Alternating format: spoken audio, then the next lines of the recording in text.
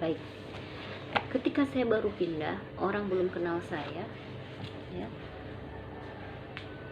namanya Lina gitu ya Bu ya, maka yang terkenal itu siapa Bu?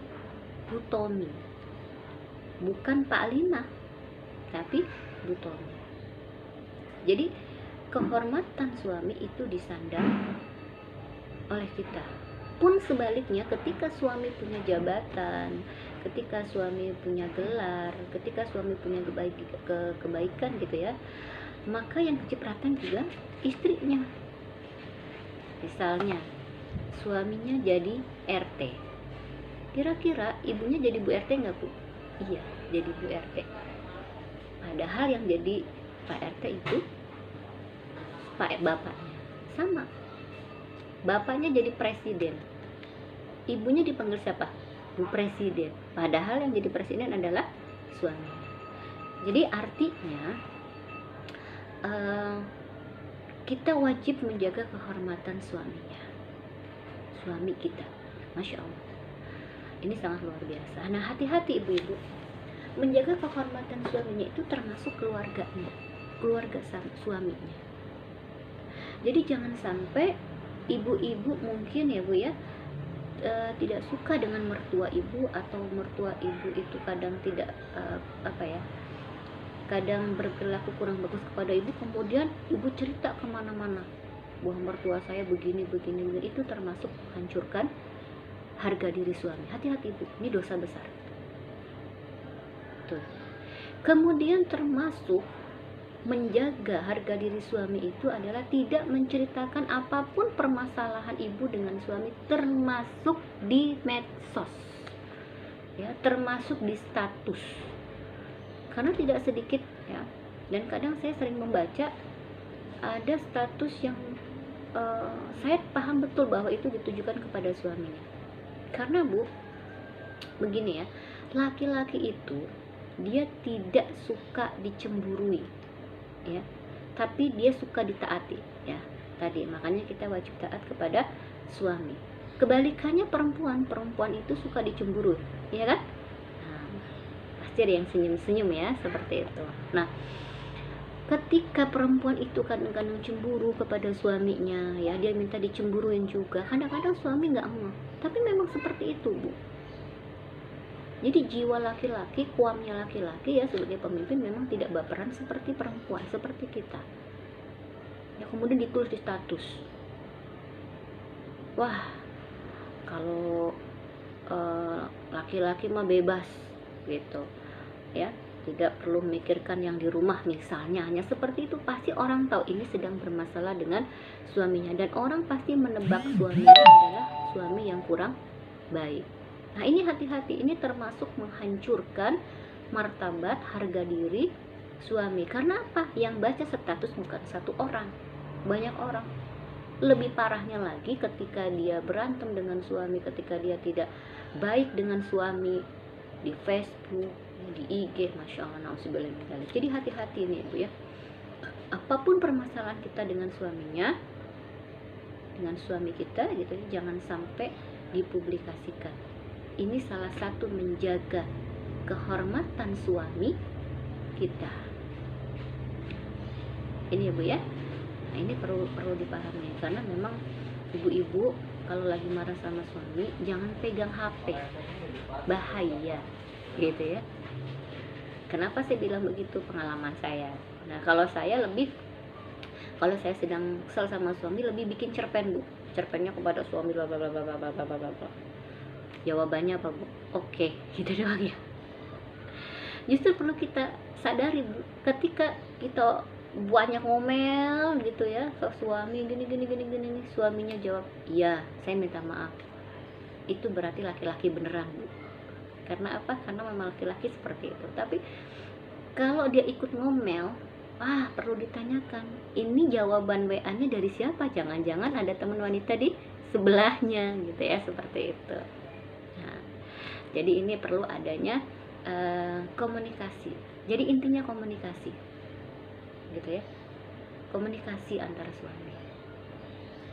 Apakah kita tidak boleh marah sama suami? Boleh, tapi tidak boleh kebablasan ya, karena marah itu tetap menjadi bumbu ya. diakui atau tidak Bu, kalau kita habis marah, tapi nggak usah meledak-ledak itu ya, kita pendam. Terus kemudian kita menemukan sisi kebaikan dari suami lagi, itu akan menjadi sebuah adegan asmara yang sangat luar biasa, ya kan Bu? Iya.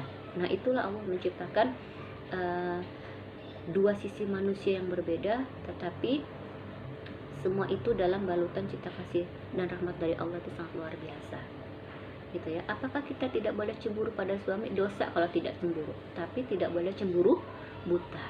Kita cemburu kepada suami ketika suami berbuat melanggar syariat Allah, ya. Kita ingatkan dia, kita sayangi dia, gitu ya. Makanya Bu, silakan ibu boleh peluk suami, ibu boleh cium suami duluan, ibu boleh merayu suami dulu, itu bebas.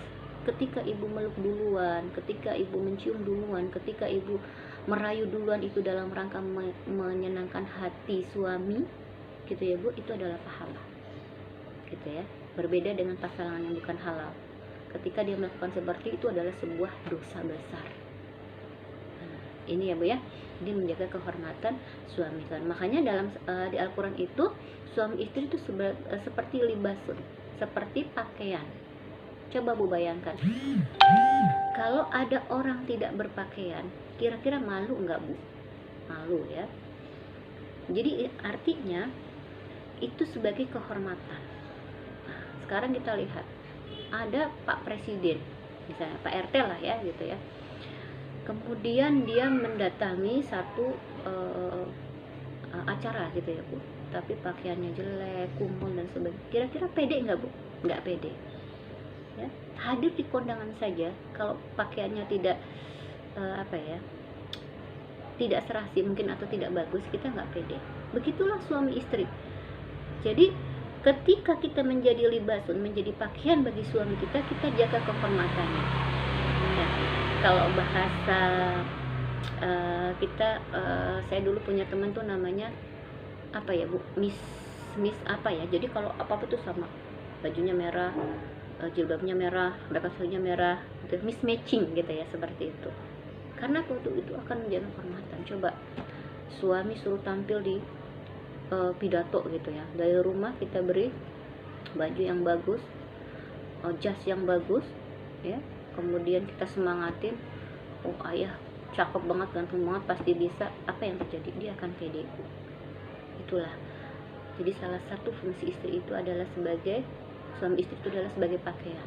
Jadi kita menjaga kehormatan, karena orang tanpa pakaian itu buruk, orang tanpa pakaian itu adalah hina ya.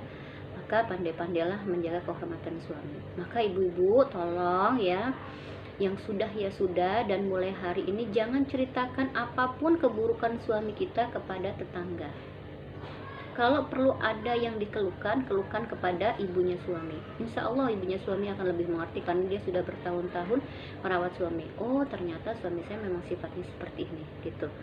Apalagi sampai di medsos, itu menghancurkan martabat suami, itu menghancurkan harga diri suami, dan itu adalah dosa yang harus dipertanggungjawabkan di hadapan Allah Subhanahu Wa Taala. Jadi apapun itu ya, suami kita adalah suami yang terbaik dari Allah. Karena apa? Karena Allah sudah memberikan dia kepada kita ya. Jadi tidak perlu, kenapa sih saya lulusannya sarjana, suami saya harus SD, tidak. Tapi inilah Allah pilihkan suami yang terbaik bagi saya, dan ini adalah ladang ibadah ya, ini adalah jalan bagaimana saya menuju surganya Allah Subhanahu Wa Taala. Baik ibu-ibu, itu ya 3 hal ciri perempuan yang harus ada pada diri setiap muslimah. Yang pertama adalah dapat menyenangkan hati suaminya, yang kedua adalah taat kepada suaminya, yang ketiga adalah mampu menjaga harga diri suami ya. Kalau dalam riwayat lain bisa menjaga harta suaminya meskipun dalam keadaan bepergian. Artinya kita itu tidak boros juga gitu ya, seperti itu. Jadi tidak menghambur-hamburkan harta suami. Ini adalah bagian dari menjaga kehormatan suami. Termasuk ibu-ibu, mohon maaf, jangan jadi ibu-ibu yang ember. Ember apa panci ya? Karena apa? Ibu akan dinilai oleh orang. Ketika ibu buruk, yang buruk pasti suaminya. ibu itu tuh yang tinggi, yang kurus, yang cantik itu, yang ngomong mulu gitu ya. Oh, itu istrinya Pak titik-titik. Pasti yang kena adalah suami. Termasuk menjaga harga diri suami itu adalah kita tidak banyak berbicara kepada orang tentang apapun itu. Kalau kita sudah dicap ember, maka suami juga akan kena imbasnya. Itu artinya kita sudah menghancurkan harga diri suami, kita sudah menghancurkan kehormatan suami. Ya, seperti itu. Baik ibu-ibu, mudah-mudahan yang sedikit ini bisa kita amalkan ya. Dan pada hakikatnya sebenarnya saya juga sedang mengingatkan diri saya pribadi bagaimana kita bersama-sama terus belajar menjadi istri yang terbaik ya di hadapan suami, dan itu semua semata-mata karena hanya untuk beribadah kepada Allah Subhanahu wa taala. Mudah-mudahan kita semua terhimpun dalam golongan orang-orang yang selalu melaksanakan apa yang diperintahkan oleh Rasulullah SAW, karena ini adalah hadis yang disampaikan oleh Rasulullah. Mudah-mudahan kita mampu menjalankan ketiganya ini, yaitu sarathu, ta'athu, dan hafidhathu. Taat, kemudian yang pertama menyenangkan, yang kedua taat, yang ketiga mampu menjaga harga diri suami. Mudah-mudahan apa yang saya sampaikan dapat bermanfaat. Kurang lebihnya saya mohon maaf, karena kebenaran datang dari Allah semata dan kesalahan dari saya pribadi. Ya, saya akhiri. Assalamualaikum warahmatullahi wabarakatuh.